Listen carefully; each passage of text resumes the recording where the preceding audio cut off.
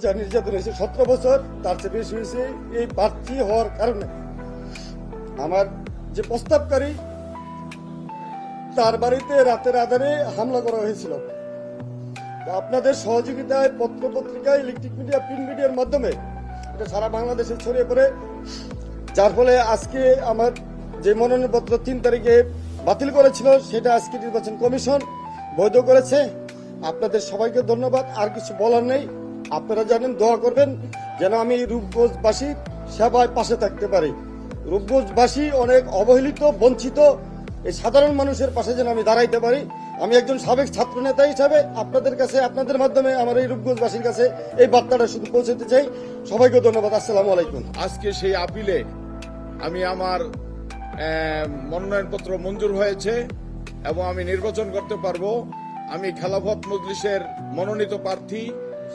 আমি এই নির্বাচনে আমি লড়াই করব এবং আমি যদি জিততে পারি বা জয়ী হই, তাহলে আমি দেশের এবং দশের এবং ইসলামের খেদমত করে যাব। আজকে সেটা আমার মনোনয়ন বৈধ বলে ঘোষণা করা হয়েছে। আমি আশা করি আমরা এদেশে মেহনতি মানুষের জন্য যে কাজ শুরু করেছি সেটা শেষ করতে পারবো। একটা বিষয়, আমার সাথে প্রতারণা করা হয়েছে, আমার উপরে জুলুম করা হয়েছে, যেটা হয়তোবা আরো অন্য কারোর সাথে হয় নাই। আমি আপনাদের সাথে প্রমাণ দিয়ে কথা বলতে চাই। আমার নির্বাচনী মনোনয়নপত্রকে অবৈধ ঘোষণা করেছেন মোহতারাম জেলা রিটার্নিং অফিসার, জেলা প্রশাসক ডক্টর ইলিয়াস মিয়া। উনি তদন্ত করে পেয়েছেন আমার নামে 3টি মামলা আছে, 2টি মামলা আমি সাজাপ্রাপ্ত।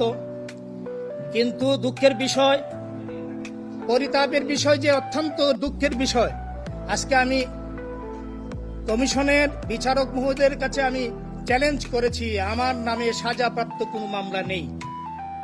এটা অত্যন্ত দুঃখের ব্যাপার।